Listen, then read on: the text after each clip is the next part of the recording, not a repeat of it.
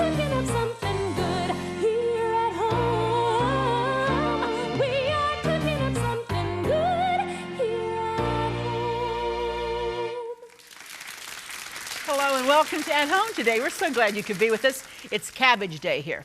Yes, cabbage. Not just the green stuff like this one, but red cabbage, regular cabbage, and look at this. This is Savoy. Isn't this pretty? I know people who actually plant this in their garden as a border, and this time of the year when it's fall and they're so pretty, this makes such a beautiful border in a garden. Of course, if you can keep the bunnies away from it all year long while they're trying to grow. But isn't that beautiful? And you know you can make stuffed cabbage from this.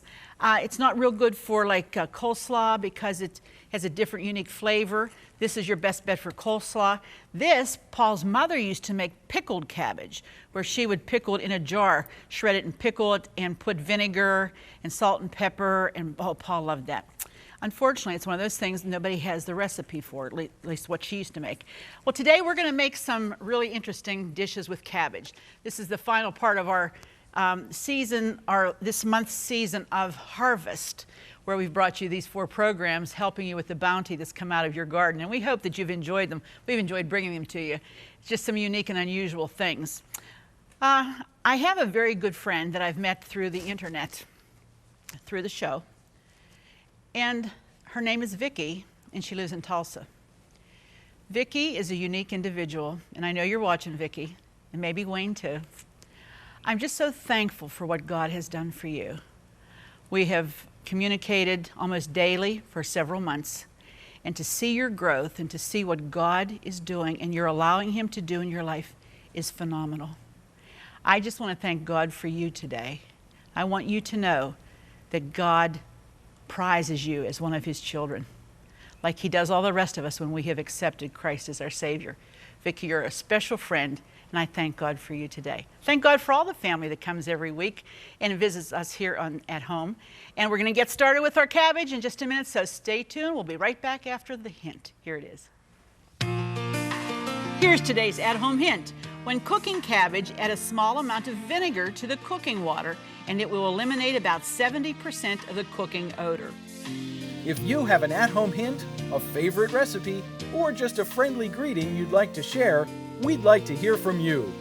Post it in the comments of this video or visit our Facebook page.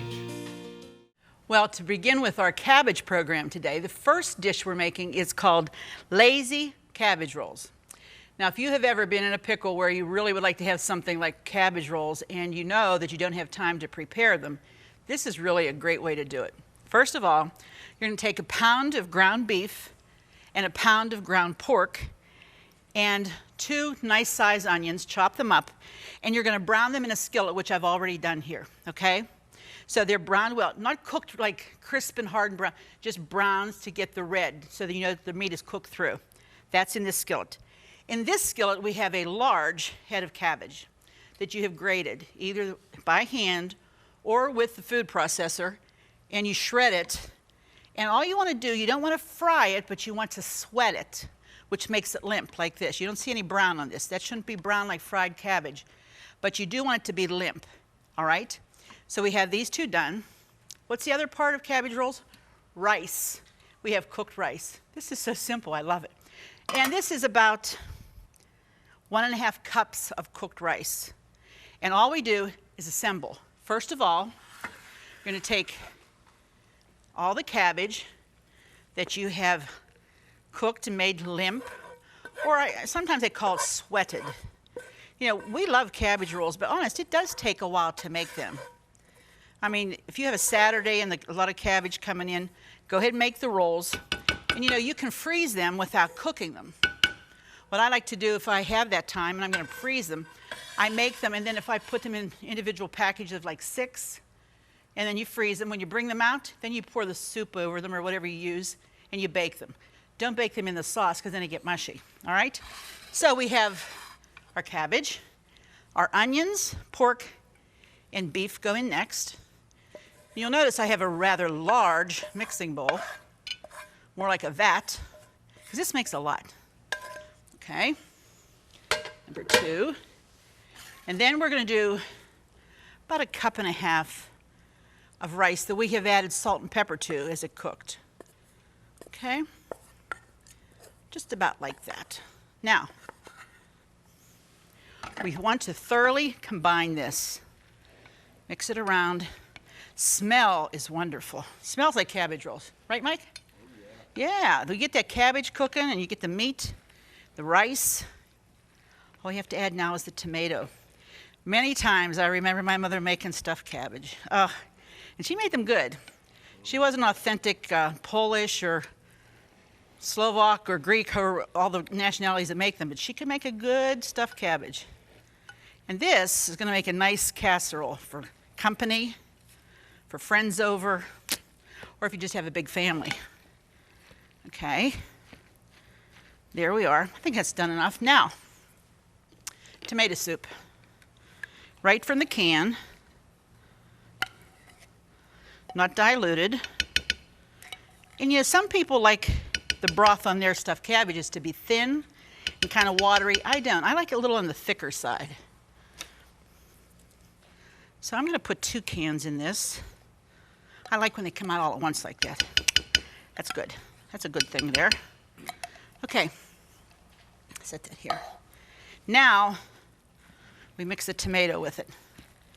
You want to have your oven on preheat to 350 degrees. And we have a casserole dish sitting here. You don't have to grease it because there's enough grease that will come out of the meat that will keep that moist and it won't burn or cook dry. Ah, that smell. We already have the salt and pepper in there, so we don't have to add additional. And remember, pork, we don't have to add too much because of the pork, the salt in the pork. So, smells glorious. If you have a little can of tomato sauce, you might want to enhance the flavor. How about some bacon bits? If you fry them up, make them crisp, put them in with it. Whatever you use to flavor your own particular stuffed cabbages, add it to it. Okay, here we go. Okay, Mike, might need you to help me with the vat. Ready to catch. You're ready to catch. Okay, this is a lot, but boy, does it smell good. Doesn't it look good? Yo. In a quick way, you could have this in like no time at all. Certainly a whole lot shorter time than it takes to make stuffed cabbages. I think we're going to fit it all in there. And this is going to bake for about an hour. If you want to bake it longer, go for it. Just don't let it get dry. Okay. Let me see here. Good. Again, let's go over the ingredients. We have the head of cabbage that you're going to shred. Put this in the oven first. Yeah. Just like that. Yum. So that's a head of cabbage that we shred, 1 pound of ground beef, 1 pound of ground pork, 2 pretty large size onions. Cook the meat and the onions in a saucepan or in a skillet. Limp up the cabbage in another skillet. Cook your rice, put it all together, combine it, add your tomato soup. Voila, lazy cabbage rolls. I think it's great. Okay, do a little maintenance here. Next one we're going to be making is called cabbage soup. And in this soup pot, we've just melted a couple of tablespoons of butter. One thing about cabbage, it goes everywhere when you're cooking with it, especially if you're shredding. Forget it. Okay? So, in the butter, we're going to add some celery, about 1/4 cup. This is creamy cabbage soup. We're going to add some onion, 1 onion diced, a couple tablespoons of parsley, chopped parsley, the fresh kind's the best, and we're going to let that cook a little bit while you take a break. We come back, more of our creamy cabbage soup. Do you love watching At Home with Arlene Williams? Then be sure to check out our new YouTube channel. It's filled with classic episodes from over 20 years of At Home, and more videos are added each day. And don't forget to click the subscribe button so you'll never miss another episode of At Home. I forgot to tell you, you need to cover that before you put it in the oven. I forgot to tell you, I want to tell you so it doesn't dry out. Just put a piece of foil over it, let it bake for the hour. It'll be fine. Okay, back to our creamy cabbage soup. You can see the celery, onions, and the parsley are going pretty good here. They look good? Smells wonderful. Okay, nothing like celery and onions and butter. It always smells great. Now this is going to cook for a little while. And you want to render the flavor of that onion. Don't want it to get brown though. You don't want it to go that far. Now to this, we're going to put some ham. Go to the deli and ask for a thick slice of cooked ham, thoroughly cooked ham. Then you dice it up like this. That's going to go in there too to add some flavor. And that will really flavor this cabbage soup really well. You just turn it around. Actually, you're supposed to let this cook for a good while, like maybe 20 minutes or so. For the sake of television and the time that I want to show you how to prepare it all, we can't do that. But after this cooks, then you take some flour and you sprinkle that over top. This is going to be your thickening agent to make it creamy. So you want to do that now. And as you do that, now you have to stir it because you want that flour to cook and to brown up a little bit. We certainly don't want a floury taste to this creamy cabbage soup, but we don't want a burnt taste either. So you have to, anytime you add flour like that, you have to cook it so that it gets very well flavored and doesn't taste pasty. That's a horrible taste when you get that pasty flour taste. Okay, that's looking good. Now the rest of the ingredients, now we're going to add some chicken broth. We're going to add about 4 cups, which is about 2 of this size can, because that's the basis for the soup. And this is one of those dishes, you could do it up so far and then stick it in a crock pot, let it cook all day long, it would be fine. It would not hurt it at all. In fact, it should really cook for about an hour for it to be really what you want it to taste like and what you want it to be, the flavors combined, I mean. All right, now I'm going to go ahead and add chicken broth. There's one. There's the second one. Now we're going to have to wait a little while for that to come up to a boil, because then what you do, you're going to add a half of a potato or a small potato in a dice, like so. And we just add that to it. And then we're going to add our cabbage. You say, Arlene, that looks like an awful lot of cabbage. But remember what happens to cabbage?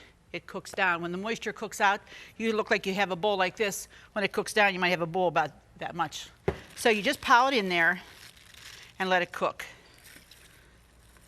And this is about, not a great big head of cabbage, and not a real, just like a nice size head. This is probably a little bit more than what we really need. But you know, when you go to get cabbage, and there's, especially this time of the year, they're huge heads because they're so plentiful. So you want to get the tender pieces too. So you get the outer edges, the outer leaves. That's what makes it good. Now this is going to cook slowly for about an hour, really, until it cooks down. Might want to put a lid on that and just let it get started, because you want to capture all of the moisture and keep it in the pan.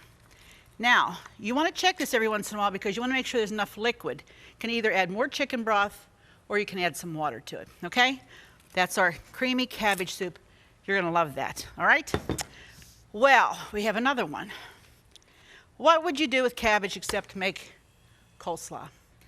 But this is a little different. This is not your normal coleslaw that you usually, see, I like to pick through these things and just get all the big pieces because I don't like to get big pieces of cabbage. So I pick through it and pull them out. You have to excuse me there. But we have a package of, or we have a lot of nice fresh cabbage here, just like that. And this is shredded also. My mother could make the best cabbage slaw. Paul would say, Arlene, you know, I really love you, but it was your mother's iced tea, chocolate cake, and coleslaw was the reason I married you. gives me such a feeling of, security. I said, thank you, dear. I appreciate that very much. However, there has to be another reason to get married. But anyway, I do make mine like my mother did. And this is a variation because this one has poppy seeds in it, in the dressing, which is a nice touch to it, and I think you're going to like it. We have the coleslaw. Now we go with 1/2 cup of mayonnaise. And people say, oh, I use this, I use that. To me, there's only one kind of mayonnaise, and that's Hellmann's. That's just my own personal preference. There's a 1/2 cup of half and half. Say that 3 times. 1/2 cup of half and half. And we have some vinegar. Here's our vinegar. This is like 1.5 tablespoons of vinegar. And we're just going to start to whisk this. I want to whisk this at this point so that we can get the lumps out of it. Like so. Make it nice and creamy and smooth. And then a 1/4 cup of sugar, which makes it sweet.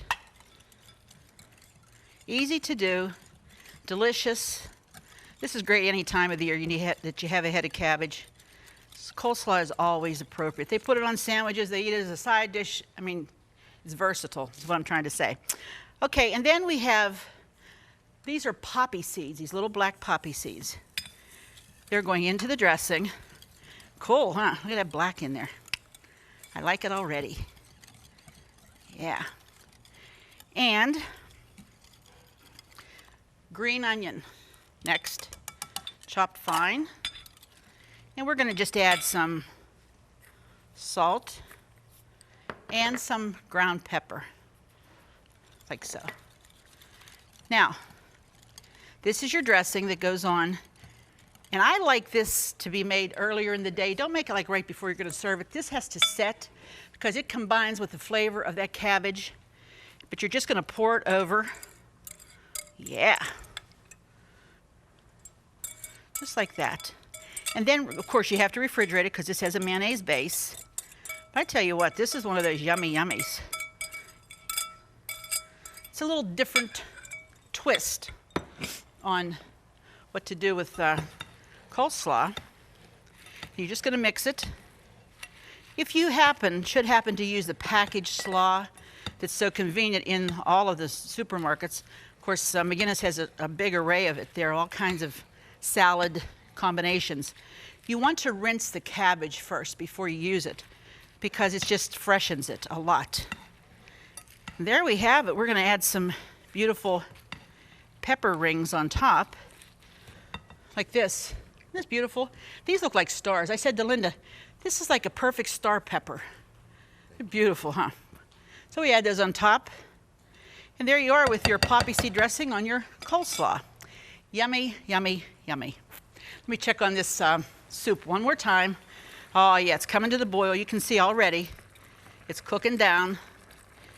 And soon as it gets done, we're coming back for the final part of our show. We'll see you in just a minute. Here's how you get today's recipes. Just go to ctvn.org/at-home to get all the recipes from today's show for free. That's right, no subscriptions. They're available online at no cost, and more are being added each day. So join us at ctvn.org/at-home to get today's recipes now. Well, we're back here and everything has been cooked and is prepared to show you the final look of the dishes we've done today. First of all, if you have been following us for the whole month, you remember that we did tomatoes, all kinds of things with beautiful tomatoes. We then moved into apples. We did a variety of things. Remember the apple dumplings? You got to send for these recipes. They're wonderful, I'm telling you. Then we went into zucchinis and we showed you what to do with shredded zucchini and some ideas for your freezer so that when the holidays come, it makes it a little bit easier for you. And today, cabbage. This wonderful head of cabbage, so good for you, so full of vitamins and things that are really good for your body. Well, this is our lazy cabbage rolls. I tell you, look at this. I can't imagine anybody not enjoying that. Piping hot cabbage, meat, rice. Oh, that's a winner. I tell you, they'll like that. Next to it is our coleslaw with poppy dressing. Look how beautiful that is. I think anybody would really, really enjoy that. I know I have someone at my family who will probably attack that like, boom. You better grab it while you can. And then, of course, this is our creamy cabbage soup. And you want to put it in a nice, pretty bowl. Get out some nice dishes if you have them. Look at this cabbage soup. Wow. And just ladle it in. It gets nice and thick. It's almost like a stew more than a soup. But I would do nice serving like that. And then on top of that, let's do a little dollop of sour cream. Oh, my, my, my. There you have it, our creamed cabbage soup. You know what? It's always a pleasure to bring these programs to you, and we hope that you enjoy them and that you use the recipes that we provide, and we hope you've enjoyed it today. We always enjoy when we can be with you. Can I make a suggestion for this weekend? How about going to church if you haven't been there in a long time? You'll feel so good if you do. The pastor will be happy. And down deep in your heart, you will feel that, gee, I've done something that I know I should be doing, because God wants us to come to his house to worship him in spirit and in truth. So till the next time, be sure to join us on Here at Home, because it wouldn't be the same without you. We'll see you then.